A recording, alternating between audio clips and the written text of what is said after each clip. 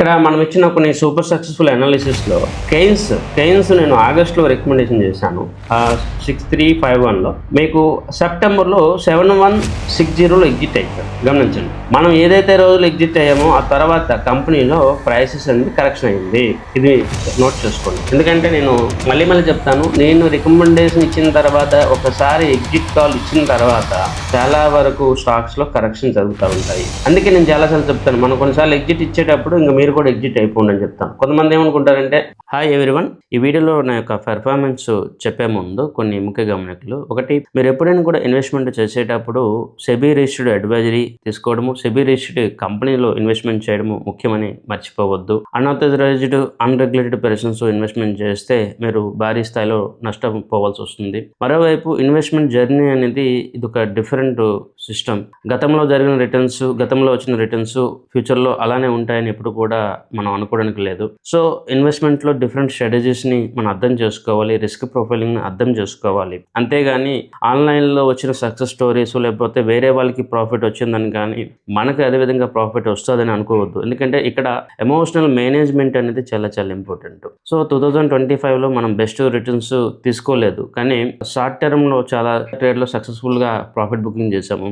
దాంతోపాటు option trading, తర్వాత ముఖ్యంగా గోల్డ్ సిల్వర్లో కూడా మనం మంచి ప్రాఫిట్స్ అయితే తీసుకున్నాము. ఈ విధంగా మల్టీ పోర్ట్ఫోలియో స్ట్రాటజీ అని చెప్పి ఒక కాన్సెప్ట్ ఇండియాలో ఎవరు కూడా మీకు చెప్పరు, ఫాలో అవ్వరు. ఈ స్ట్రాటజీ మనం ఫాలో అవ్వడం వల్ల మార్కెట్లో ఎప్పుడు కూడా మనం మంచి రిటర్న్స్ అయితే తీసుకుంటూ ఉన్నాము. 2025లో నేను చెప్పిన చాలా అనాలిసిస్ సక్సెస్ అయ్యాయి. వాటితో పాటు నాకు 2025 సంబంధించి ఒక అవార్డు కూడా రావడం జరిగింది. 2025 అండ్ గతంలో మనం ఇచ్చిన అనాలిసిస్ యొక్క పెర్ఫార్మెన్స్ దీనికి సంబంధించి ఇండియా మొత్తం మీద జరిగిన ఈ అవార్డులో మనకు ఒక అవార్డు అయితే రావడం జరిగింది. ఎనీహౌ 2025 నాకు ఒక మెమొరబుల్ ఇయర్గా మిగిలిపోతుంది. ఇదే కాన్ఫిడెన్స్తో, ఇదే ఎనర్జీతో మళ్ళీ మీ ముందుకి రాబోతా ఉన్నాము. 2026లో ఇంకా బెస్ట్ పెర్ఫార్మెన్స్ అయితే ఇవ్వబోతా ఉన్నాం. అయితే నేను ఎప్పుడు కూడా కేస్ స్టడీస్ని, రియల్ టైం డాటాని ఎవాల్యుయేట్ చేయడానికి, డిస్కస్ చేయడానికి ఇష్టపడతాను. సో ఈ వీడియోలో మనం గతంలో ఇచ్చిన అనాలిసిస్, డిఫరెంట్ ఫ్యాక్టర్స్ని మరొకసారి మేము ముందుకి తేబోతా ఉన్నాను. ఈ వీడియోని చివరి వరకు చూడడానికి ప్రయత్నం చేయండి. Thank you. హాయ్, 2025లో మన స్టాక్ మార్కెట్ ఇన్వెస్టర్స్ కానీ ఫాలోవర్స్కి కొన్ని రికమెండేషన్స్, తర్వాత కొన్ని అనాలిసిస్ అయితే ఇవ్వడం జరిగింది. సో ఓవరాల్గా అవి ఎంతవరకు పెర్ఫార్మెన్స్ సక్సెస్ అయ్యింది, తర్వాత యావరేజ్ మన రిటర్న్స్ ఎలా ఉన్నాయి, కొన్ని ఫ్యాక్టర్స్ ఎలా మన యొక్క అనాలిసిస్ని ఇంపాక్ట్ చేశాయి. సో ఇవన్నీ కూడా మనం ఒకసారి రివ్యూ చేయడము లేదా డిస్కస్ చేయడం అనేది చాలా ఇంపార్టెంట్. ఎందుకంటే మనందరికి తెలిసిందే, ఎప్పుడు కూడా అనాలిసిస్ అనేది డిఫరెంట్ టూల్స్ అండ్ మెథడ్స్ బేస్డ్గా మనం ఇవ్వడం జరుగుతూ ఉంటుంది. ఇక్కడ ర్యాండమ్ అనాలిసిస్ అంటూ లేదా ర్యాండమ్గా ఏదో రికమెండేషన్ అంటూ చేయడం అనేది ఉండదు. సో ఓవరాల్గా నేను ఎప్పుడు కూడా చాలా మందికి చెప్పేది, లేదా మన ఇన్వెస్టర్స్ కమ్యూనిటీకి చెప్పేది, ఇన్వెస్ట్మెంట్ అనేది ఒక జర్నీ, ఇది ఒక స్ట్రాటజీస్తో కూడుకున్న ఒక ప్రాసెస్.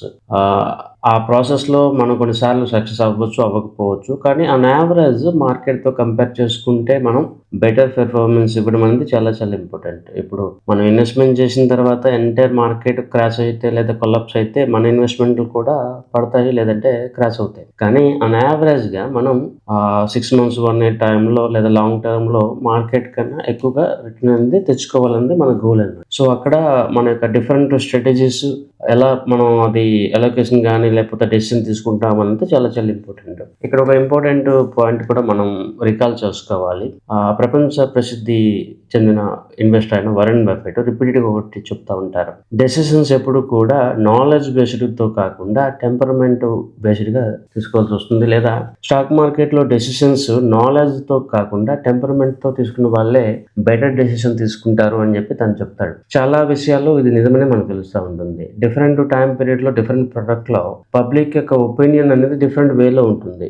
ఈ అండర్స్టాండింగ్, యాక్సెప్టెన్స్ ఆఫ్ అడ్వైజ్ అనేది చాలా చాలా important. And acceptance of trend analysis కూడా చాలా చాలా ఇంపార్టెంట్. సో ఇవన్నీ కూడా మనం ఇప్పుడు ఈ వీడియోలో చాలా సింపుల్గా నేను చెప్పబోతా ఉన్నాను. అయితే నేను 2025 మార్కెట్ సంబంధించి ఇంకో వేరే ఒక వీడియోలో చెప్పబోతున్నాను.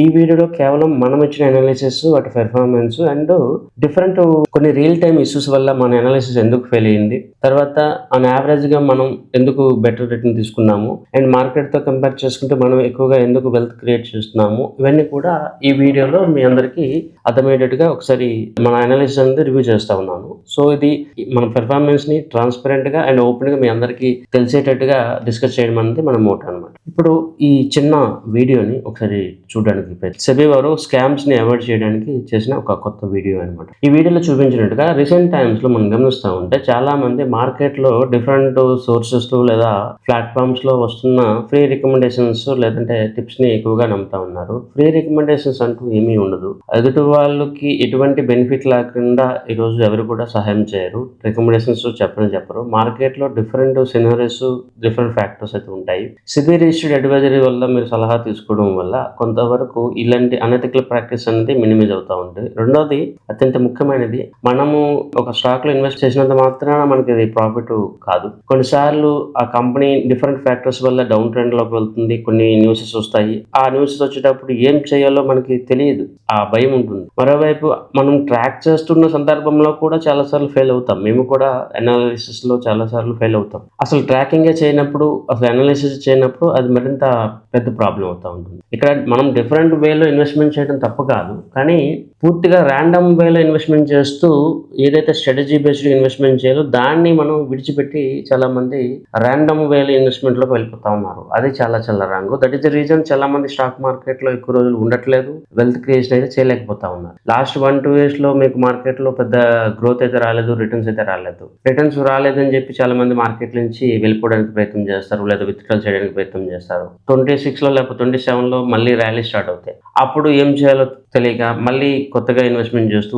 ఈ ప్రాసెస్ లో చాలా మంది కంటిన్యూటీ అంటే ఉండలేకపోతా ఉన్నారు. సో మార్కెట్ లో సైకిల్స్, అసెట్స్ అలొకేషన్స్, తర్వాత ఈ డిఫరెంట్ సెక్టర్ లో ఈ రొటేషన్స్ ఇవన్నీ ఉంటాయి అన్నమాట. ఇవన్నీ అర్థం చేసుకొని మనం ఎప్పుడు కూడా లాంగ్ టర్మ్ ఇన్వెస్ట్మెంట్ చేసుకుంటూ డిఫరెంట్ టైంలో డిఫరెంట్ స్ట్రాటజీస్ ని అప్లై చేసుకోవడం అనేది చాలా ఇంపార్టెంట్. ఇది నేను పదే చెప్తూ ఉంటాను. మనం చెప్పింది సక్సెస్ ఆ ఫెయిల్ అనేది సెకండరీ థింగ్. మేము చెప్పింది చాలా వరకు సక్సెస్ ఉంటాయి. మేము ఇచ్చిన రికమెండేషన్స్ చాలా వరకు సక్సెస్ వచ్చనివే. కానీ నేను ఎప్పుడు కూడా ఇది బేసిక్ థింగ్ గా గుర్తుంచుకోవాలి. అసెట్ అలొకేషన్, తర్వాత మార్కెట్లో సైకిల్స్ని మనం రెస్పెక్ట్ ఇవ్వాలి. పేషెన్స్గా ఉండడం అనేది చాలా ఇంపార్టెంట్. ఇవి లేకపోతే మనం ఎప్పుడు కూడా వెల్త్ క్రియేషన్ అనేది చేయలేము. సో ముందుగా మనం 2025 నిఫ్టీ మార్కెట్ అండ్ నిఫ్టీ గురించి సెన్సెస్ గురించి తెలుసుకోవాలంటే మీరు ఒకసారి గమనిస్తే 2025లో నేను అగ్రెసివ్ స్టేట్మెంట్ అయితే ఇవ్వలేదు. నిఫ్టీ సంబంధించి నేను న్యూట్రల్ గానే ఉన్నాను. ఈవెన్ నాకు కొంత భయం కూడా ఉంది. మార్కెట్లో భారీ క్రాషెస్ రావచ్చేమో కూడా భయం కూడా ఉంది. దట్ ఈస్ ద రీజన్ మేము చాలా మందికి ఎస్ఐపి మోడ్ లేదంటే ఇన్వెస్ట్మెంట్ ని కొంతవరకు ఆపి ఇన్వెస్ట్మెంట్ చేయించడం జరిగింది. చాలా మంది మా ఇన్వెస్టర్స్ ఒక ఇన్వెస్ట్మెంట్ క్యాష్ రూపంలో కూడా ఉంది. అయితే ఇక్కడ మార్కెట్ బాగోలేదు, లేకపోతే మార్కెట్ డౌన్ ట్రెండ్ వస్తుందేమో అని చెప్పేసి ఉన్న ఇన్వెస్ట్మెంట్ సేల్ చేసి వెళ్ళిపోండి అని మనం ఎప్పుడు చెప్పలేము. మార్కెట్ లో ఎప్పుడు కూడా టైమింగ్ అనేది అంత ఈజీ కాదు. ఎవ్రీ టైం క్రాషెస్ ఉంటాయి, తర్వాత ర్యాలీస్ కూడా వచ్చేస్తాయి. సో ఎగ్జిస్టింగ్ ఇన్వెస్టర్స్ ని మనం ఎగ్జిట్ అయిపోమని చెప్పలేము. కొత్త ఇన్వెస్టర్స్ ని ఏ విధంగా ఇన్వెస్ట్మెంట్ చేయాలి అన్నది ఇంపార్టెంట్ అనమాట. సో వాళ్ళందరికీ మాక్సిమం ఎస్ఐపి మోడ్ లో చేసాము, లేదంటే క్యాష్ మోడ్ లో కొంతవరకు ఇన్వెస్ట్మెంట్ హోల్డ్ చేస్తూ వచ్చాం. సో ఆ విధంగా మేము డిఫరెంట్ ఫ్యాక్టర్స్ బేస్డ్ డెసిషన్ తీసుకోవాల్సి వస్తుంది. మార్కెట్ మీకు పడిపోతుంది అని చెప్పేసి హోల్డింగ్స్ మొత్తం అమ్మి అని చెప్తే ఆ తర్వాత కస్టమర్స్ ఏం చేస్తారంటే హోల్డింగ్స్ మొత్తం అమ్మి ఆ డబ్బులు తీసుకెళ్ళి ఇంకెక్కడో పార్క్ చేసేస్తారు. ఆ డబ్బులు తర్వాత వాళ్ళ దగ్గర అవైలబిలిటీ ఉండదు. సో మళ్ళీ ఈక్విటీ మార్కెట్ మళ్ళీ ప్రాబ్లం వస్తుంది. సో మార్కెట్ లో క్రాషెస్ వస్తాయని తెలిసినా కూడా మేము చాలా సార్లు చెప్పలేము. ఎందుకంటే మార్కెట్ లో క్రాషెస్ వచ్చినా మళ్ళీ ఇంకొక లెవెల్కి అయితే వెళ్ళిపోతాయి. సో 2025లో కూడా అదే జరిగింది. ఫస్ట్ 3-4 months మార్కెట్ లో మీకు చాలా వరకు క్రాషెస్ అయినాయి. ఈవెన్ నిఫ్టీ 22,000 మార్క్ కూడా పడిపోయింది. అలాంటి సందర్భంలో కూడా మేము కస్టమర్స్కి ఏంటంటే పడుతున్నప్పుడు యావరేజ్ గా ఇన్వెస్ట్మెంట్ చేస్తూ ఇంకా యాడ్ ఆన్ చేసుకుంటూ వెళ్ళామని చెప్పాము. అండ్ 2025 నవంబర్ మంత్ లో మీరు చూస్తే Nifty all time high 26,300 mark ని రీచ్ అయింది అనమాట. సో ఇలాగా మీకు different situations, short term decisions అంత వేగంగా మనము తీసుకోలేము. పడుతున్నప్పుడు ఇంకా మార్కెట్లో యాడ్ చేసుకోవాలి, లేదంటే వెయిట్ చేయాలి తప్ప మార్కెట్ పడిపోతుందని చెప్పి మనం ఎగ్జిట్ కాల్ అయితే తీసుకోలేము. ఇది మనం గమనించవలసింది. మరోవైపు మీరు గమనిస్తే 2025 మోస్ట్ వాలటిలిటీ ఉన్న ఒక ఇయర్ అనమాట. యాక్చువల్లీ మీకు different factors starting from USA president Trump, అటు చైనా ఇష్యూస్, తర్వాత పాకిస్తాన్ ఇండియా వార్ వరకు కూడా వెళ్ళడం జరిగింది. డిఫరెంట్ గ్లోబల్ పాయింట్స్ కూడా మనకి మన మార్కెట్ మీద చాలా వరకు ఇంపాక్ట్ చూపించాయి. ఈవెన్ ఇండియా పాకిస్తాన్ వార్ సందర్భంలో కూడా చాలా మంది ప్యానిక్ అయ్యి మార్కెట్ బాగా క్రాష్ అయిపోతుందేమో, ఇంకా మార్కెట్ తిరిగి బౌన్స్ బ్యాక్ అవ్వదేమో అని చెప్పి భయపడే సందర్భము, లేదా ఫేక్ కంటెంట్ కానీ ఫేక్ న్యూస్ స్ప్రెడ్ అయ్యే సందర్భంలో మనం ఒక స్టేట్మెంట్ లేదంటే ఒక వీడియో అయితే చేయడం జరిగింది. ఆ వీడియోలో క్లియర్గా చెప్పాం, నిఫ్టీ అయితే మీకు ఈ సంవత్సరం అయితే 27-28,000 మార్క్ అయితే రీచ్ అవుతుంది. ఈ షార్ట్ టర్మ్ ఫాలో లేకపోతే ఇష్యూ అనేది పర్మనెంట్ కాదు అని చెప్పి ఒక వీడియో అయితే చేయడం జరిగింది. అలా ప్రతి సందర్భంలో మనం మార్కెట్ సపోర్టివ్గా, మార్కెట్ స్ట్రెంత్ బాగుందని చెప్పి ప్రతి వీడియోలో చెప్పడం అయితే జరిగింది. అయితే ఇక్కడ మీరు గమనించగలరు, 2025లో నా టార్గెట్ నిఫ్టీ 27 లేదా 28,000 మార్క్ని రీచ్ అవుతుందని ఎక్స్పెక్టేషన్ అయితే చేసుకున్నాం. ఈవెన్ 27,000 మార్క్ అయినా రీచ్ అవుతుందని ఎక్స్పెక్టేషన్ అయితే చేసుకున్నాం. యాక్చువల్లీ మార్కెట్ అయితే రీచ్ అయ్యే ఛాన్సెస్ చాలా ఎక్కువగా ఉన్నాయి. అయితే ఇక్కడ కొన్ని సీరియస్ ఫ్యాక్టర్స్ మనకి ఉన్నాయి. యాక్చువల్లీ గవర్నమెంట్ తరఫున జిఎస్టీ బెనిఫిట్స్, ఇతర బెనిఫిట్స్ చాలా వరకు సపోర్టివ్గా వచ్చాయి. కానీ గవర్నమెంట్ లేదా ఆర్బీఐ చేసిన లాస్ట్ మిస్టేక్ ఏంటంటే ఇంట్రెస్ట్ రేట్లు బాగా తగ్గించడం జరిగింది. ఈవెన్ లాస్ట్ మానిటరీ మీటింగ్లో కూడా ఇంట్రెస్ట్ రేట్లు తగ్గించేశారు. ఇవి మార్కెట్కి ఒక విధంగా నెగిటివ్ అనమాట. అంటే ఎవరైతే ఎఫ్ఐఎస్ వీళ్ళందరూ ఇన్వెస్ట్మెంట్ చేస్తారో వాళ్ళకి అది నెగిటివ్. సో అది చాలా వరకు ఒక రాంగ్ స్టెప్ అని నేను అనుకుంటా. లేదంటే ఆ ఒక్క డెసిషన్ తీసుకోకపోతే మీకు 2025లో నిఫ్టీ 27+ ఉండేదన్నమాట. అలానే కొన్ని కీ డెసిషన్స్ కూడా గవర్నమెంట్ నుంచి క్లియర్గా రాకపోవడం, ఎఫ్ఐఎస్ బాగా ఈక్విటీ నుంచి ఎగ్జిట్ అయితే అయిపోయారు. మీ అందరికీ తెలిసి ఉండొచ్చు, ఎక్కువ మొత్తంలో స్మాల్ క్యాప్లో, తర్వాత మిడ్ క్యాప్లో చాలా వరకు ఎఫ్ఐఎస్ అయితే ఎగ్జిట్ అయిపోయారు. లార్జ్ క్యాప్ తర్వాత ఐపీఓ వచ్చే ముందు ప్రీ ఐపీఓ స్టాక్స్ ఉంటే వాటిల్లో భారీ మొత్తంలో ఎఫ్ఐఎస్ అయితే ఇన్వెస్ట్మెంట్ చేస్తూ ఉన్నారు. ఇక్కడ ఓవరాల్గా అమౌంట్ అయితే ఎక్కువగా బయటకు వెళ్ళలేదు. ఈక్విటీ నుంచి బయటకు వెళ్ళి ప్రైమరీ మార్కెట్లోకి, ఇంకో వేరే మార్కెట్లోకి అయితే వెళ్ళింది. So what may be the thing, ఇది 2025లో నిఫ్టీ సంబంధించి. సో దానికి సంబంధించి మనం చాలా వరకు positive and most accurate analysis అయితే ఇచ్చాము. ఈ రోజు ఇలా జరిగిందని చెప్పుకోవడం చాలా ఈజీ, కానీ ఆ రోజు ఆ సందర్భంలో మనం ఇచ్చిన అనాలిసిస్ అవుతుందా అవ్వదా, లేకపోతే నమ్మొచ్చా నమ్మకూడదా అని చెప్పి చాలా మంది ఫాలోవర్స్ కానీ ఇన్వెస్టర్స్ కానీ ఆ డౌట్ అయితే ఉంటుంది. సో ఇక్కడ ప్రాబ్లం అదే అనమాట.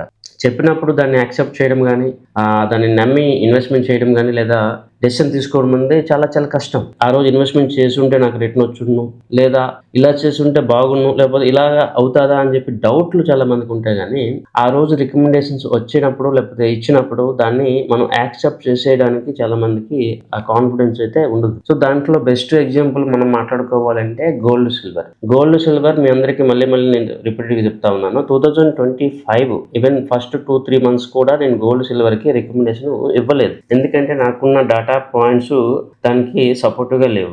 మార్చ్ మంత్ ఉగాది సందర్భంలో మనం ఒక వీడియో చేశాం. ఆ వీడియో కూడా మీరు చూడొచ్చు, అండ్ ఆ కంటెంట్ కూడా మీకు ఆల్రెడీ మీ డాటాలో ఉంటుంది. ఉగాది సందర్భంలో రికమెండేషన్ ఇచ్చేటప్పుడు నేను చాలా క్లియర్గా చెప్పాను, ఇట్స్ ద రైట్ టైం, ఇది రైట్ టైము, మనం ఇన్వెస్ట్మెంట్ చేద్దాం, గోల్డ్ సిల్వర్లో ఇన్వెస్ట్మెంట్ చేద్దాం అని చెప్పి ఉగాది సందర్భంలో ఐ థింక్ March 30 రోజుల్లో రికమెండేషన్ వీడియో అయితే మనం షేర్ చేయడం జరిగింది. ఆ తర్వాత ఎంతలా ర్యాలీ అయిందో మీ అందరికీ తెలుసు. గోల్డ్ అయితే మనం ఐసిఐసి ఈటీఎఫ్స్ లేదంటే యాక్సిస్ ఈటీఎఫ్ కంపేర్ చేస్తే మనం 80% గెయిన్లో ఉంటే, సిల్వర్ ఆల్మోస్ట్ 200% గెయిన్లో ఉంది. నేను ఇక్కడ ఈటీఎఫ్స్ కంపేర్ చేస్తున్నాను, ఎంసీఎక్స్ కాదు. సో ఇంతలా రిటర్న్ ఇచ్చాయి. మనం వేరే స్ట్రాటజీ కూడా చాలా మందికి చెప్పడం జరిగింది, మార్జిన్ ట్రేడింగ్ వల్ల చాలా మందికి అంతకి 5 times ఎక్కువ రిటర్న్ అయితే రావడమే జరిగింది. అయితే యాజ్ యూజువల్ ఇంకొకసారి కూడా మనం ప్రూవ్ చేసిన తర్వాత మళ్ళీ దివాళీ సందర్భంలో కూడా దీనికి సంబంధించి మళ్ళీ ఒక వీడియో చేసి అప్పుడు అలోకేషన్ మార్చుకోమని చెప్పాం. అంతకుముందు సిల్వర్లో 75%, గోల్డ్లో 25% ఇన్వెస్ట్మెంట్ చేయమని చెప్తే, దివాళీ సందర్భంలో గోల్డ్లో సిల్వర్లో 50% లేదంటే సిల్వర్లో కన్నా గోల్డ్కి కొద్దిగా వెయిటేజ్ ఇవ్వమని అప్పటి నుంచి చెప్పడం జరిగింది. అండ్ మార్జిన్ ట్రేడింగ్ చేసుకోమని అప్పుడు కూడా చెప్పడం జరిగింది. ఆ తర్వాత దివాళీ సందర్భంలో మీకు వచ్చిన మార్కెట్ వొలటిలిటీ ఇవన్నీ ఎలా ఉన్నా కూడా మళ్ళీ ఇప్పుడు సంక్రాంతి 2026 వరకు చూసినా మనకి ర్యాలీ అయితే ఉంది. 2026లో మళ్ళీ కొంతమంది మన ఇన్వెస్టర్స్ కానీ ఫాలోవర్స్కి పర్టికులర్గా చెప్పడం జరిగింది, 2026లో మీకు సిల్వర్ బాగా పీక్ వచ్చింది కాబట్టి అప్పుడు 75% గోల్డ్లో ఇన్వెస్ట్మెంట్ చేయండి, 25% సిల్వర్లో ఇన్వెస్ట్మెంట్ చేయండి, కొత్త ఇన్వెస్ట్మెంట్స్ ఏమైనా ఉంటాయి, పాత ఇన్వెస్ట్మెంట్స్ యాజ్ యూజువల్గా మీరు క్యారీ చేయండి అని చెప్పడం జరిగింది. ఈవెన్ రీసెంట్గా January 2nd, 3rd వీక్లో కూడా కొంత కరెక్షన్ రావడం, మార్కెట్లో ఒక్కసారిగా సిల్వర్కి ఎగ్నెస్ట్గా కొంతమంది మాట్లాడిన సందర్భంలో కూడా మనం సిల్వర్కి టార్గెట్లు కొన్ని ఇచ్చి ఇది హోల్డ్ చేయొచ్చు అని చెప్పడం జరిగింది. సో ఇక్కడ ప్రతి సందర్భం మీరు గమనిస్తూ ఉంటే మార్కెట్లో న్యూసెస్, ఎమోషన్స్ మన యొక్క డెసిషన్ని ఇంపాక్ట్ చేస్తాయి. ఇప్పుడు నేను చెప్పినప్పుడు కూడా చాలా మంది ఇన్వెస్ట్మెంట్ సరిగ్గా చేయలేకపోయారు, ఎక్కువ మొత్తంలో అలోకేషన్ చేయలేదు. చాలా మంది కంటిన్యూగా హోల్డ్ చేయలేదు. వెరాజ్ మార్కెట్లో డిఫరెంట్ న్యూసెస్ వచ్చేటప్పుడు చాలా మంది దాన్ని తెలుసుకొని పానిక్ అయ్యి వరీ అయితే అవుతా ఉంటారు. ఇది డిఫరెంట్ టైంలో నేను జరుగుతాను. అందుకే నేను అనేది ఏంటంటే న్యూస్ ఇన్ఫర్మేషన్ దొరకడం వేరు, ఆ డెసిషన్ని యాక్సెప్ట్ చేయడము లేదా డెసిషన్తో మనం బైండ్ అయ్యి ఇన్వెస్ట్మెంట్ని క్యారీ చేయడం అనేది చాలా చాలా ఇంపార్టెంట్. స్టాక్ మార్కెట్ అయినా ఈ డిజిటల్ ఇన్వెస్ట్మెంట్స్ ఏదైనా కూడా ఎమోషన్స్ చాలా ఎక్కువగా ఇంపాక్ట్ చేస్తాయి. సో నేను పదే అదే చెప్తా ఉంటాను. సో ఇది ఓవరాల్గా మనం అలోకేషన్ చేయమన్నాము, మన ఇన్వెస్టర్స్కి బెటర్ రిటర్న్స్ వచ్చాయి. ఎందుకంటే నేను ఇక్కడ ఇంకొక పాయింట్ కూడా చెప్తాను. నేను ఎప్పుడు కూడా మల్టీ పోర్ట్ఫోలియో అని చెప్పి అంటాను. అంటే మీ యొక్క అసెట్స్ డిఫరెంట్ ప్రాపర్టీస్ లేదా డిఫరెంట్ అసెట్ క్లాసెస్లో డివైడ్ చేయండి. కొన్ని టైమ్స్లో కొన్ని ప్రోడక్ట్లు మంచి రిటర్న్స్ ఇస్తాయి, కొన్ని టైంలో కొన్ని ప్రోడక్ట్లు మంచి రిటర్న్ ఇవ్వకపోవచ్చు. అప్పుడు వేరే ప్రోడక్ట్లో మనకు మంచి రిటర్న్ వస్తుంది. ఇలా మీకు మార్కెట్లో ఎవ్వరు కూడా చెప్పరు. మల్టీ పోర్ట్ఫోలియో అసెట్ అలోకేషన్ అనేది very dynamic thing and most and highest return giving concept అనమాట. మీరు ఎనీ మ్యూచువల్ ఫండ్ ఇన్వెస్ట్మెంట్ చేసినా, ఇంకా పిఎంఎస్ చేసినా, మీరు ఓన్ ట్రేడింగ్ చేసినా, వీటన్నిటికన్నా ఈ మల్టీ పోర్ట్ఫోలియో స్ట్రాటజీ ఎవరైతే ఇన్వెస్ట్మెంట్ చేస్తారో వాళ్ళు లాంగ్ టర్మ్లో హైయెస్ట్ రిటర్న్ తీసుకుంటారు. కానీ అన్ఫార్చునేట్లీ చాలా మందికి అది డైజెస్ట్ కాదు, యాక్సెప్ట్ చేయరు. So what my be the thing, ఇక్కడ గోల్డ్ సిల్వర్లో చాలా మంది ఇన్వెస్ట్మెంట్ చేసే ఉంటారు. గోల్డ్ సిల్వర్లో చాలా మంది రెగ్యులర్గా కొంటా ఉంటారు.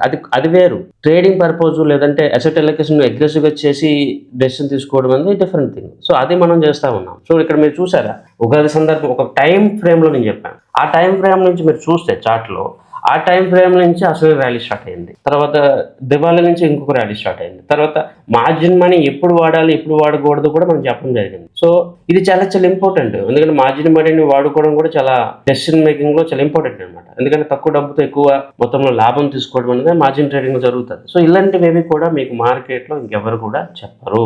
I'm very sure on this part. మన ఇన్వెస్టర్ కమ్యూనిటీకి, మన ఇన్వెస్టర్స్కి ఇలాంటి మోస్ట్ ఎఫెక్టివ్ టూల్స్ లేదా స్ట్రాటజీస్ అయితే ఇవ్వడం జరుగుతూ ఉంటుంది. సో ఇది ఓవరాల్గా డిఫరెంట్ స్ట్రాటజీస్. అయితే ఇక్కడ మనం కొన్ని పిఎంఎస్ మ్యూచువల్ ఫండ్స్ ఇవన్నీ ప్రోడక్ట్తో పాటు షార్ట్ టర్మ్ ట్రేడ్స్ లేదా షార్ట్ టర్మ్ ఇన్వెస్ట్మెంట్ చేసుకున్న వాళ్ళకి కొన్ని రికమెండేషన్స్ లేదంటే కొన్ని స్టడీ చేసుకోవడానికి కొన్ని స్టాక్స్ అయితే మనం ఇవ్వడం జరుగుతూ ఉంటుంది.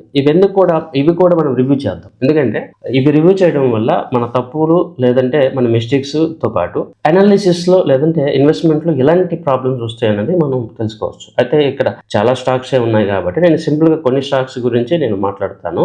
ఓవరాల్గా మాట్లాడుకుంటే నిఫ్టీ పెర్ఫార్మెన్స్ మీ అందరికీ తెలిసి ఉంటుంది. లాస్ట్ ఇయర్ 10% నిఫ్టీ 50లో వస్తే స్మాల్ క్యాప్లో -7% అండ్ మిడ్ క్యాప్లో -4% ఇలా ఉంది. అదే BSE 500లో -4% ఐ థింక్ ఆ రేంజ్లో ఉంది. సో డిఫరెంట్ ప్రోడక్ట్లో డిఫరెంట్ ఉంది. ఓవరాల్గా 2025 అనేది అంత బెటర్ రిటర్న్ అయితే ఇవ్వలేదు. కానీ short term tradings, gold, silvers ఇవన్నీ ట్రేడింగ్ చేయడం వల్ల మనకు ఒక షార్ట్ టర్మ్ ఇన్కమ్ అంటూ వచ్చింది. అదే టైంలో మన సక్సెస్ రేటు షార్ట్ టర్మ్ ట్రేడ్లో 70% వరకు ఉంది. కొన్ని లాంగ్ టర్మ్ స్టాక్స్ కొంతవరకు అండర్ వాల్యూలు ఉన్నాయి. అవి లాంగ్ టర్మ్ కాబట్టి దాని గురించి మనం ఇక్కడ కామెంట్ చేయకూడదు. ఇక్కడ ఓన్లీ షార్ట్ టర్మ్ అంటే 2025లో తీసుకుని 2025లో అమ్మేద్దాం అనే స్టాక్స్ ఏవైతే ఉన్నాయో వాటికి సంబంధించి కొన్ని మనం లిస్ట్ చేసుకుంటే కొన్ని ఇంపార్టెంట్ స్టాక్స్ అందులో చాలా వరకు సక్సెస్ అయ్యేవి.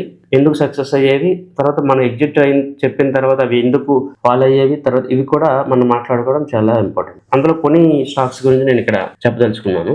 2025లో మనం ఆల్మోస్ట్ 45 స్టాక్స్ అయితే రికమెండేషన్ అయితే చేశాము. ఇందులో కొన్ని లాంగ్ టర్మ్ స్టాక్స్ కూడా ఉన్నాయి, కొన్ని షార్ట్ టర్మ్ ఉన్నాయి. ఇందులో ఆల్మోస్ట్ మనకి 50% వరకు క్లోజ్ చేసేసాము. ఇంకొన్ని ప్రాఫిట్లో ఉన్నా కూడా వాటిని క్లోజ్ చేయలేదు. ఎందుకంటే అవి మళ్ళీ ప్రాఫిట్లోకి వెళ్తాయి లేదా ఫర్దర్గా వాటిలో ర్యాలీ ఉంటుంది కాబట్టి మనం ఎగ్జిట్ కాల్ అయితే తీసుకోలేదు.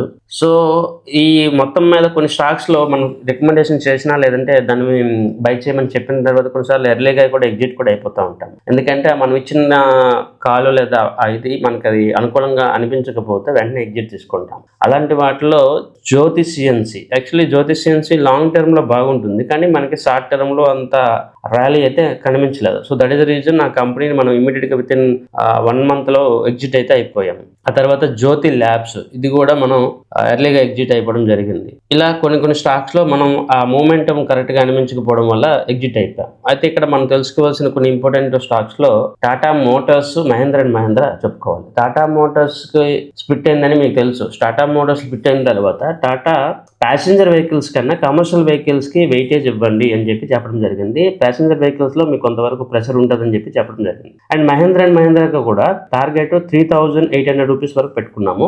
3,800 మార్కెట్ ప్రైస్ వచ్చిన తర్వాత స్టాక్లో కరెక్షన్ అయితే వచ్చింది. మీరు ఒకవేళ అది చార్ట్లో కూడా చూడొచ్చు. అండ్ ఈ రెండు స్టాక్ సంబంధించి ఇప్పుడు ఒక కామన్ నెగిటివ్ న్యూస్ కూడా వచ్చింది. ఏంటంటే రీసెంట్గా ఇండియా EU సంబంధించి ఒక ట్రేడ్ డీల్ అయితే జరుగుతూ ఉంది. ఈ ట్రేడ్ డీల్ వల్ల ఎక్కువగా నెగిటివ్ ఇంపాక్ట్ అయ్యే ఇండస్ట్రీలో ఆటో ఇండస్ట్రీ అంటూ ఒకటి ఉంటుంది. ఎందుకు ఈ మాట అంటున్నాం అంటే, ఒకప్పుడు జర్మన్ కార్స్ కంపెనీస్ BMW కానీ, ఆడి కానీ, లేకపోతే వోక్స్ వ్యాగన్ ఇలాంటి కంపెనీ కార్స్ ఇండియాకి వాటి యొక్క పార్ట్స్ ఒకవేళ ఇండియాకి ఇంపోర్ట్ చేసుకోవాలంటే ఎక్కువగా టారిఫ్ అయితే ఉండేది. రీసెంట్గా జరిగిన ఈ ట్రేడ్ డీల్లో ఈ టారిఫ్స్ తగ్గించడానికి ఇండియా ఒప్పుకుంది. సో ఈ కారణం వల్ల మీకు టాటా మోటార్స్, మహేంద్ర అండ్ మహేంద్ర మీద ప్యాసింజర్ కార్స్ మీద ఇంపాక్ట్ అయితే ఉంటుంది. సో ఇది మనం కొంతవరకు దీని బేస్డ్గా తర్వాత మార్కెట్లో సేల్స్ గ్రోత్ ఇవన్నీ కూడా అబ్జర్వ్ చేస్తాం కాబట్టి వీటి మీద ఆల్రెడీ మనం నెగిటివ్ ఇచ్చాం. లాంగ్ టర్మ్ హోల్డ్ చేస్తాం కానీ అంతగా ముందు వచ్చిన అగ్రెసివ్ రిటర్న్ అయితే రాదు అని చెప్పి ఇదివరకు మన కస్టమర్స్కి చెప్పడం జరిగింది.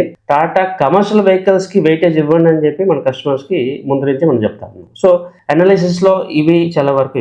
ఇక్కడ ఇంకొక point IndiGo Airways. Actually IndiGo Airways మన పర్సనల్ అనాలిసిస్లో లేదు, కానీ రిగార్డింగ్ ఒక PMS ప్రోడక్ట్ సంబంధించి ఇన్వెస్ట్మెంట్ ఉంది కాబట్టి దీని గురించి నేను కామెంట్ చేస్తాను. కొన్నిసార్లు ట్రాకింగ్ ఎర్రర్స్ కూడా ఉంటాయి. ట్రాకింగ్ ఎర్రర్స్ అంటే కొన్ని ఫ్యాక్టర్ బేస్డ్గా మనం అనాలిసిస్ చేసుకుంటూ పోతా ఉంటాము, కొన్ని ఫ్యాక్టర్స్ని మనం కన్సిడరేషన్ చేయము. లైక్ ఇలాంటి గవర్నమెంట్ సంబంధించిన ఇష్యూస్ కానీ లేకపోతే ఒక ఇంటర్నల్ సడన్గా వచ్చిన ఒక కాజ్ చాలా వరకు అగ్రెసివ్గా ఇంపాక్ట్ చేసేస్తుంది. ఆ కాజ్ని కొన్నిసార్లు మనం ప్రెడిక్ట్ చేయకపోవచ్చు, లేదా ప్రెడిక్ట్ చేసే అవకాశం ఉన్నా దాన్ని నెగ్లిజెన్స్ చేయొచ్చు. సో అలాంటి కాజ్లో ఇండిగా వస్తుంది. కంపెనీ ఫ్రాడ్ ఏమీ చేయలేదు, కంపెనీ అకౌంట్స్లో ఫ్రాడ్ ఏం లేదు, బిజినెస్ బాగుంది, కానీ గవర్నమెంట్ తీసుకున్న డెసిషన్ పైలట్ సంబంధించిన ఒక ప్రాబ్లమ్ స్టాక్ మీద ఇంపాక్ట్ చూపించింది. అలానే డిఫరెంట్ సిచ్యువేషన్స్ డిఫరెంట్ ప్రాబ్లమ్స్ అయితే మనకు వస్తూ ఉంటాయి. మరో కంపెనీ అయినా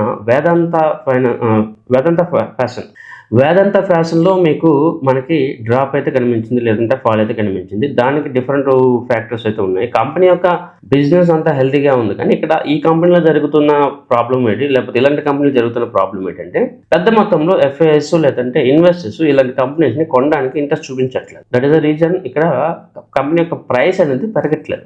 వాల్యూ పరంగా కంపెనీ గ్రోత్ పరంగా అంతా బాగానే ఉంది, కానీ బికాస్ ఆఫ్ కంపెనీని కొనేవాళ్ళు ఎక్కువగా లేకపోవడం, డిమాండ్ అనేది ఎక్కువ క్రియేట్ అవ్వకపోవడం వల్ల కంపెనీ యొక్క షేర్ ప్రైస్ అనేది పెరగట్లేదు. కానీ లాంగ్ టర్మ్ లో ఈ కంపెనీ అనేది బాగుంటుంది. సో ఇలాంటివి డిఫరెంట్ టైమ్స్ లో మనం మార్కెట్ లో చూస్తూ ఉంటాము. మంచి కంపెనీ అయినా కూడా దానికి వాల్యూ అనేది పెరగదు. ఈవెన్ అర్బన్ క్లాప్ సంబంధించి కూడా మనం అదే మాట్లాడొచ్చు. అది కూడా మంచి కంపెనీ, కానీ దానికి బయర్స్ లేకపోవడం వల్ల వాల్యూలో ఎప్రిసియేషన్ రావట్లేదు. తర్వాత మనం ఇచ్చిన కొన్ని సూపర్ సక్సెస్ఫుల్ అనాలిసిస్ లో చాలా వరకు నేను ఎప్పుడు చెప్పేది ఓలా సంబంధించి నేను రికమెండేషన్ ఇవ్వలేదు, కానీ అనాలిసిస్ అయితే ఇవ్వడం జరిగింది. ఓలా IPOకి రాకముందు నేను ఒక అనాలిసిస్ అయితే చేయడం జరిగింది. ఈ కంపెనీ ఒక టైంకి వచ్చేటప్పుడు ఇండియాలో హైయెస్ట్ సేల్స్ చేసే కంపెనీగా మారుతుంది, కానీ ఆఫ్టర్ దట్ ఇమీడియట్ గా సెకండ్, థర్డ్, ఫోర్త్ పొజిషన్ కి అలా జారిపోతుందని చెప్పి అప్పుడు మన ఇన్వెస్టర్స్ కి ఫాలోవర్స్ కి చెప్పడం జరిగింది. ఈ రోజు మీరు ఒకవేళ గమనిస్తే 2025లో ఇది ఆల్ టైమ్ లోకి వెళ్ళిపోయింది. ఆల్మోస్ట్ 33 రూపీస్ వరకు పడిపోయింది. ఇక్కడ మనం అర్థం చేసుకోవాల్సింది, ఒక కంపెనీని మనం ఇన్వెస్ట్మెంట్ చేసి మర్చిపోదాము అనే టెక్నిక్ పనిచేయదు. కంపెనీ యొక్క సేల్స్, బిజినెస్ మోడల్ ఎలా ఉంది, ఇవన్నీ కూడా మనం రెగ్యులర్గా ట్రాక్ చేసుకోవాలి. ఇది చాలా చాలా ఇంపార్టెంట్. చాలా మంది ఇన్వెస్టర్స్ యాక్సెప్ట్ చేయరు, లేదంటే అర్థం చేసుకోలేని పాయింట్ ఇదే. కంపెనీలో మనం ఇన్వెస్ట్మెంట్ చేసినంత మాత్రాన అది పెరగదు. కంపెనీ యొక్క బిజినెస్ ని, ఫైనాన్షియల్ రిపోర్ట్స్ ని, ఇతర ప్రాబ్లమ్స్ ని కూడా మనం అర్థం చేసుకోవాలి. ఎలా రియాక్ట్ అవ్వాలి, ఆ కంపెనీ ఒకవేళ నెగిటివ్ గా ఉన్నా లేకపోతే ఆ కంపెనీ యొక్క ప్రైసెస్ మనకి పెరగపోయినప్పుడు హోల్డ్ చేయాలా, యావరేజ్ చేయాలా, ఇవన్నీ కూడా చాలా వరకు important. As a adviser, as a financial strategist గా మేము ఎప్పుడు కూడా దాన్ని వర్కౌట్ చేస్తూ ఉంటాము. ఇది చాలా చాలా ఇంపార్టెంట్. సో ఆ కాజ్ వల్ల మేము ఓలా గురించి నెగిటివ్గా అనుకుని అప్పుడు దాన్ని పక్కన పెట్టడం జరిగింది. తర్వాత మీరు గమనిస్తే TVS, ఇతర కంపెనీస్ మనం ఆల్రెడీ రికమెండేషన్ చేసాము. హీరో మోటార్ కాప్ ఇవన్నీ మనం రికమెండేషన్ చేసాము. సో ఇవన్నీ మన యొక్క థాట్ ప్రాసెస్ అండ్ బిజినెస్ ని అర్థం చేసుకోవడంలో ఉంటుందన్నమాట. ఇక్కడ మనం ఇచ్చిన కొన్ని సూపర్ సక్సెస్ఫుల్ అనాలిసిస్లో కెయిన్స్ నేను ఆగస్టులో రికమెండేషన్ చేశాను. 6351లో మీకు సెప్టెంబర్లో 7160లో ఎగ్జిట్ అయిపోయాం. గమనించండి, మనం ఏదైతే రోజులు ఎగ్జిట్ అయ్యామో ఆ తర్వాత కంపెనీలో ప్రైసెస్ అనేది కరెక్షన్ అయింది. ఇది నోట్ చేసుకోండి. ఎందుకంటే నేను మళ్ళీ చెప్తాను, నేను రికమెండేషన్ ఇచ్చిన తర్వాత ఒకసారి ఎగ్జిట్ కాల్ ఇచ్చిన తర్వాత చాలా వరకు స్టాక్స్లో కరెక్షన్ జరుగుతుంది. జరుగుతూ ఉంటాయి. అందుకే నేను చాలాసార్లు చెప్తాను, మనం కొన్నిసార్లు ఎగ్జిట్ ఇచ్చేటప్పుడు ఇంకా మీరు కూడా ఎగ్జిట్ అయిపోండి అని చెప్తాను. కొంతమంది ఏమనుకుంటారంటే ఎగ్జిట్ అని చెప్తారు కానీ స్టాక్ ఇంకా పెరుగుతుందేమో అని చెప్పేసి అనుకుంటారు. కొన్ని స్టాక్స్లే అలాగే పెరుగుతాయేమో, కానీ చాలా వరకు మనం ఎగ్జిట్ అని చెప్పిన తర్వాత స్టాక్ లో కరెక్షన్ కనిపిస్తుంది. మహీంద్రా అండ్ మహీంద్రా 3800 అనేటప్పుడు 3800 వచ్చిన తర్వాత అక్కడి నుంచి మళ్ళీ కరెక్షన్ స్టార్ట్ అయింది. సో ప్రైస్ లెవెల్స్, మార్కెట్ ఇవన్నీ అర్థం చేసుకుని మనం రికమెండేషన్ చేస్తాం. ఓన్లీ ప్రైస్ అనేది కాదు, మార్కెట్ ట్రెండ్స్ ఎలా ఉన్నాయి, వాల్యూస్ ఎలా ఉన్నాయి, ఇవన్నీ చూసి మనం చెప్తాం. కాబట్టి షార్ట్ టర్మ్ ట్రేడర్స్ పక్కగా పాటించవలసిందే. ఈ ప్రైసెస్ కానీ, ఎంట్రీ కానీ, ఎగ్జిట్ కానీ పాటించవలసిందే. కొంతమంది ఏంటంటే మేము ఎప్పుడో రికమెండేషన్ ఇచ్చినా లేకపోతే ఎప్పుడో దాని గురించి మాట్లాడినా తర్వాత ఎప్పుడో వచ్చి మళ్ళీ కొనేస్తారు. అది మాకు కొన్నిసార్లు చెప్పొచ్చు, చెప్పకపోవచ్చు. దానివల్ల ఏమవుతుంది, ప్రైస్ డిఫరెన్సెస్ మారిపోతాయి. నేను ఎప్పుడో 7,000 చెప్తే వీళ్ళు 9,000 కొంటారు. ఆ 9,000 తర్వాత మళ్ళీ ఎగ్జిట్ అవ్వాలో ఎగ్జిట్ అవ్వకూడదు వాళ్ళకి తెలియదు. సో ఏ ప్రైస్ లో ఎంటర్ అవుతున్నాం అనేది ఇంపార్టెంట్, ఏ ప్రైస్ లో ఎగ్జిట్ అవుతామనేది ఇంపార్టెంట్. ఎస్పెషల్లీ మనం షార్ట్ టర్మ్ ట్రేడింగ్ వెళ్ళేటప్పుడు. లాంగ్ టర్మ్కి వెళ్ళేటప్పుడు ప్రైస్ అనేది అంత ఇంపార్టెంట్ కాదు. ప్రైస్ కన్నా కంపెనీ బిజినెస్ చూడడం అనేది ఇంపార్టెంట్. అదేవిధంగా మనం ఇచ్చిన అనాలిసిస్ లో మరొక సూపర్ సక్సెస్ఫుల్ అనాలిసిస్ అది అయింది ఎంటార్ టెక్నాలజీ. ఎంటార్ టెక్నాలజీ సంబంధించి మనం 15th April 2025 ఇవ్వడం జరిగింది. ఇది ఆల్మోస్ట్ 1388 రికమెండేషన్ చేస్తే 2800 వరకు వచ్చి క్లోజ్ అయ్యింది. దీంట్లో కొంతమందికి మేము ఆల్మోస్ట్ 2 times 50% గా ఎగ్జిట్ అయిపోమని చెప్పాము. రీసెంట్ గా మిగతా అమౌంట్ కూడా అమ్మేమని చెప్పాము. ఎందుకంటే ఆల్ టైమ్ హైకి వెళ్ళిన తర్వాత దీంట్లో ప్రెషర్ వచ్చింది. ప్రెజెంట్ డౌన్ ట్రెండ్ లో ఉంది ఎంటార్ టెక్నాలజీస్. ఇది షార్ట్ టర్మ్ ట్రేడ్ చేసే వాళ్ళు అలా చేసుకోవాలి. లాంగ్ టర్మ్ ఉండే వాళ్ళు లాంగ్ టర్మ్ 3-4 years అయితే వెయిట్ చేస్తే ఇన్వెస్ట్మెంట్ చేస్తే పర్వాలేదు. అలా కొన్ని స్టాక్స్, తర్వాత ఫైనాన్స్ సంబంధించిన స్టాక్స్ కానీ, శ్రీరామ్ ఫైనాన్స్, ఇవన్నీ మనం ఆ కంపెనీలో జరుగుతున్న కార్పొరేట్ యాక్షన్స్ వాటి బేస్డ్గా ఇవ్వడం జరిగింది. శ్రీరామ్ ఫైనాన్స్ కూడా మనకి సక్సెస్ అయింది. తర్వాత హిందుస్థాన్ ఏరోనాటిక్స్, తర్వాత భారత్ ఎలక్ట్రానిక్స్, ఇవన్నీ కూడా మన ఆగస్ట్ సెప్టెంబర్ బేస్లో రికమెండేషన్ చేశాము. అవి కొద్దిగా పీక్ ప్రైసెస్ లో ఉండడం వల్ల వాటిలో ఎటువంటి మూవ్మెంట్ అయితే లేదు ప్రెజెంట్. ఇవి లాంగ్ టర్మ్ లో ఉంటాయి. ఆ తర్వాత రీసెంట్ గా కొన్ని రికమెండేషన్స్ ఇవ్వడం జరిగింది. ఇవి చాలా వరకు నేను both long term and 3 to 6 months బేస్డ్గా ఇవ్వడం జరిగింది. ఇది మిక్స్డ్ గా మనం ఇచ్చిన అనాలిసిస్. నేను ఎప్పుడు కూడా చెప్తా ఉంటాను, మన ఇచ్చిన అనాలిసిస్ ఎప్పుడు కూడా 100% అదే టైం అదే రోజు సక్సెస్ అవ్వాలని లేదు. కొన్నిసార్లు మనం నెల రోజుల్లో సక్సెస్ అవుతుంది అనుకుంటే అది 3 నెలలు అవ్వచ్చు. కొన్నిసార్లు 3 నెలలు 6 నెలలు అవుతుంది అనుకుంటే అది 1 month కూడా అవ్వచ్చు. ఈవెన్ రీసెంట్ టైమ్స్ లో మనం సిల్వర్ రికమెండేషన్ చేసిన తర్వాత నేను ఒక 6 months 9 months తర్వాత 3 lakhsకి కేజీకి 3 lakhsకి వెళ్తాను నేను అనుకున్నాను. కానీ అది వితిన్ 1 month లోనే మీకు ప్రైసెస్ అనేది ఎక్కడికో వెళ్ళిపోయింది. సో ఆ టైం అనేది ఎప్పుడు కూడా మా చేతిలో కానీ ఎవరి చేతిలో కానీ ఉండదు. సో అది గమనించాలి. మనం ప్రైసెస్ని లేదంటే స్ట్రాటజీస్ని మనం బిల్డ్ చేసుకోవచ్చు లేదా డిసైడ్ చేసుకోవచ్చు. టైం అనేది అల్టిమేట్గా డిఫరెంట్ ఎక్స్టర్నల్ ఫ్యాక్టర్స్ డిపెండ్ అవుతాయి. సో దాన్ని మనం అర్థం చేసుకోవాలి. నేను మళ్ళీ చెప్తా ఉన్నాను, ఈ ప్రోడక్ట్ మంచిది, ఇంకో ప్రోడక్ట్ మంచిది కాదు. చాలా మంది అభిప్రాయాలు ఎలా ఉంటాయంటే లాస్ట్ 1-2 years లో ఏదో ఒక పోర్ట్ఫోలియో కానీ పిఎంఎస్ లో కానీ రిటర్న్స్ హైయెస్ట్ వస్తే ఇంకా అది మంచిది అనుకుంటారు. కానీ ఆ ఇయర్ డౌన్ ట్రెండ్ ఇస్తారు, ఆ తర్వాత ఇయర్ డౌన్ ట్రెండ్ ఇస్తారు. ఇది ఇన్వెస్ట్మెంట్ బాగోలేదని చెప్పి మళ్ళీ దాంట్లో ఎగ్జిట్ అయిపోతాం. గోల్డ్ సిల్వర్ ఇప్పుడు ఇంత రిటర్న్ ఇచ్చాయి కాబట్టి ఫ్యూచర్లో ఇదే రిటర్న్ ఇస్తాను అనుకోవడం చాలా వరకు రాంగ్ అనమాట. గతంలో రిటర్న్ రాలేదని ఇప్పుడు ఇన్వెస్ట్మెంట్ చేయకూడదు, రిటర్న్ వచ్చిందని ఇప్పుడు ఇన్వెస్ట్మెంట్ చేయకూడదు. ఫ్యూచర్ ఎలా ఉంటుంది దాన్ని అర్థం చేసుకుని ఇన్వెస్ట్మెంట్ చేయడం చాలా ఇంపార్టెంట్. రిస్క్ ప్రొఫైలింగ్ అనేది చేసుకోవాలి. మీ బడ్జెట్ అలోకేషన్ చాలా వరకు ఇంపార్టెంట్. ఇప్పుడు చాలా మంది నేను చూస్తా ఉన్నాను, ఇప్పుడు ₹1,00,000 పోర్ట్ఫోలియోలో మీరు ₹1,00,000 ₹2,00,000 కమోడిటీలో ఇన్వెస్ట్మెంట్ చేస్తే అది రాంగ్. ఎందుకంటే ఇది బెస్ట్ టైం. మీరు 10-20% కూడా కమోడిటీలో ఇన్వెస్ట్మెంట్ చేయవలసిన టైం. ₹1,00,000 ఎర్న్ చేసే వ్యక్తి 5 లక్షలు 10 లక్షల ఈక్విటీలో ఇన్వెస్ట్మెంట్ చేస్తామంటాడు. అది రాంగ్. మీరు ఎంత ఇన్వెస్ట్మెంట్ చేయాలన్న దానికి ఒక స్ట్రాటజిక్ ప్లానింగ్ అంటూ ఒకటి ఉంటుంది, అలోకేషన్ అంటూ ఉంటుంది. అండ్ కొంతమంది ఏంటంటే ₹1,000 ఒక స్టాక్ కొంటాను, లేకపోతే ₹10,000 ఒక ఇన్వెస్ట్మెంట్ చేస్తాను, సరే నా పని అయిపోయింది, నేను చాలా బాధ్యతగా ఇన్వెస్ట్మెంట్ చేస్తానని అనుకుంటున్నాను. అదే ఇంకా పెద్ద రాంగ్. మీరు ఎంత అసెట్ అలోకేషన్ చేస్తున్నారు, మీ ఇన్కమ్ ఎలా ఉంది, గోల్స్ ఎలా ఉన్నాయి, ఇవి డిజైన్ చేసుకోమని చెప్పి నేను పదే చెప్తున్నాను. Don't come to stock market only making the short term return. Stock market లో ఓన్లీ షార్ట్ టర్మ్ రిటర్న్స్ కోసమే రావద్దు. లాంగ్ టర్మ్ లో ఎలా ఏం చేస్తే మనం 30-40% CAGR తీసుకోగలము, ఇంకా వీలుంటే ఇంకా ఎక్కువ తీసుకోగలము అనేది తెలుసుకోవాలి. దాని తగ్గట్టుగా స్ట్రాటజీస్ బిల్డ్ చేసుకోవాలి.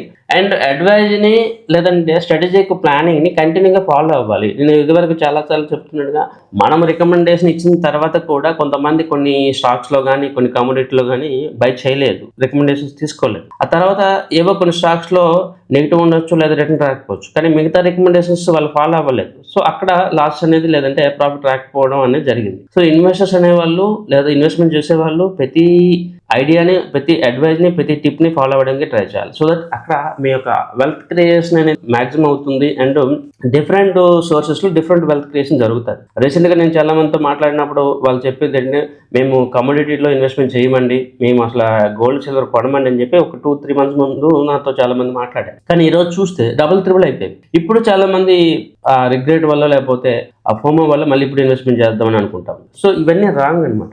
Right time, right decisions important, right advice అనేది చాలా చాలా ఇంపార్టెంట్. ఇన్వెస్ట్మెంట్లో అడ్వైజరీ తీసుకోవడం వల్ల మీ యొక్క వెల్త్ క్రియేషన్ పెరుగుతుందే తప్ప మీకు ఎక్కువ ప్రాఫిట్స్ వస్తాయే తప్ప ఎటువంటి లాస్ అయితే ఉండదు. మళ్ళీ చెప్తా ఉన్నాను, సెబీ రిజిస్టర్డ్ అడ్వైజరీ సర్వీసెస్ తీసుకోవడం వల్ల మీకు అన్ని విధాలుగా ఎథికల్ అండ్ ఆనెస్ట్ సర్వీసెస్ అయితే లభిస్తాయి. సో 2025లో ఎలాంటి సిచ్యువేషన్స్ మనం ఎప్పుడు కూడా చూడని వొలటిలిటీ చూసిన సందర్భంలో కూడా మనం మోస్ట్ కాన్ఫిడెంట్గా హోల్డ్ చేయడం వల్ల అండ్ కాన్ఫిడెంట్గా డిఫరెంట్ స్ట్రాటజీస్ తీసుకోవడం వల్ల బెటర్ రిటర్న్ తీసుకున్నాము. అండ్ మార్కెట్ కన్నా మనం బెటర్ రిటర్న్స్ అరేంజ్ చేసాము. దాంతోపాటు మన పోర్ట్ఫోలియోని ఉంచగలిగాం. అది చాలా చాలా ఇంపార్టెంట్. మార్కెట్లో డిఫరెంట్ నెగిటివ్ న్యూసెస్ వస్తాయి, డిఫరెంట్ భయాలు వస్తాయి. ఆ భయం వచ్చినప్పుడు, నెగిటివ్ వచ్చినప్పుడు మనం విత్డ్రాల్ చేయకుండా దాన్ని రాంగ్ వేలో తీసుకెళ్లకుండా మనం హోల్డ్ చేసి ఇన్వెస్ట్మెంట్ చేయడం అనేది చాలా వరకు గొప్ప విషయమే అనుకో. సో ఎనీహౌ 2025లో మమ్మల్ని నమ్మి ఇన్వెస్ట్మెంట్ చేసే ప్రతి ఇన్వెస్టర్స్కి అండ్ మాతో పాటు ట్రావెలింగ్ చేస్తున్న లాంగ్ టర్మ్ ఇన్వెస్టర్స్కి అందరికీ థ్యాంక్ యూ. మీ యొక్క సపోర్ట్ అండ్ మీ యొక్క ఇన్వెస్ట్మెంట్ జర్నీ ఇలానే ఉంటుందని ఆశిస్తూ ఉన్నాను. 2026 సంబంధించి ఇన్వెస్ట్మెంట్ ప్లానింగ్స్, స్ట్రాటజీస్తో మళ్ళీ మీ ముందుకు రాబోతూ ఉన్నాను. నేను మళ్ళీ చెప్పేది రిపీటెడ్గా ఒకటే థింగ్, మీ యొక్క అసెట్ అలొకేషన్ చాలా ఇంపార్టెంట్. ఎంత అమౌంట్ ఇన్వెస్ట్మెంట్ చేస్తూ ఉన్నారు, ఏ టైంలో ఇన్వెస్ట్మెంట్ చేస్తూ ఉన్నారు అండ్ పేషెన్స్గా ఉండడం అనేది చాలా చాలా ఇంపార్టెంట్. మార్కెట్ న్యూసెస్ లేకపోతే మార్కెట్ బేస్డ్గా ఇన్వెస్ట్మెంట్ చేస్తామంటే ఎక్కువగా వెల్త్ క్రియేషన్ ఎప్పుడు కూడా చెయ్యరు కూడా. వెల్త్ క్రియేషన్ ఎప్పుడు కూడా ఒక డిసిప్లైన్డ్ మేనర్, స్ట్రాటజీకి రెస్పెక్ట్ ఇస్తూ మనం దాన్ని ఫాలో అవుతూనే మనం వెల్త్ క్రియేషన్ చేయగలమే తప్ప మార్కెట్లో ఉన్న న్యూసెస్ని దాన్ని యాక్సెప్ట్ చేసుకుంటూ ఉంటాము అంటే వెల్త్ క్రియేషన్ చేయలేరు. ఇది నేను మళ్ళీ చెప్తాను, ఎందుకంటే ఇదే ఇంపార్టెంట్. మార్కెట్లో చాలామంది 2-3 సంవత్సరాలకు మించి ఉండరు అనడానికి కారణం టూ మచ్ ఇన్ఫర్మేషన్ బయట నుంచి తీసుకోవడము లేదా వాళ్ళ యొక్క పోర్ట్ఫోలియోస్ని డిస్టర్బ్ చేయడం. మన వరకు మన కస్టమర్స్కి ఇది ట్రైన్ చేస్తున్నాము. ఎందుకంటే మన వరకు మన కస్టమర్స్కి ఫస్ట్ నేను ఎప్పుడు కూడా సైకాలజికల్ మేనేజ్మెంట్, మనీ మేనేజ్మెంట్కి ఎక్కువగా ఇంపార్టెన్స్ ఇవ్వమని చెప్తాను. ఎందుకంటే మిగతావన్నీ ఆటోమేటిక్గా అయిపోతాయి. ఈ సైకాలజికల్ మేనేజ్మెంట్, మనీ మేనేజ్మెంట్ లేనప్పుడు మనం ఎన్ని అడ్వైజులు ఇచ్చినా ఏం చెప్పినా కూడా అవి పని చేయవు. So money management, psychological management చాలా చాలా ఇంపార్టెంట్. సో 2025లో మనం బెస్ట్ పెర్ఫార్మెన్స్ అయితే ఇచ్చాము అండ్ 2026లో కూడా అలానే బెస్ట్ పెర్ఫార్మెన్స్ అండ్ మోర్ స్ట్రాటజీస్తో మీ ముందుకు రాబోతా ఉన్నాను. ఐ థింక్ ఈ వీడియో మీకు హెల్ప్ చేసింది అనుకుంటాను. అండ్ 2025లో మీరు ఏమైనా నేర్చుకున్నా లేదంటే మీకు ఏదైనా అభిప్రాయము లేదా డౌట్స్ ఏమైనా ఉన్నా కూడా మీరు మమ్మల్ని కాంటాక్ట్ చేయొచ్చు, అడగొచ్చు. సో మీ డౌట్స్ సంబంధించి, మీ క్వశ్చన్స్ సంబంధించి ఆన్సర్స్ని నేను మీకు షేర్ చేయగలను. Thank you. నేను మీ సత్య సంతోష్ సత్యనారాయణ.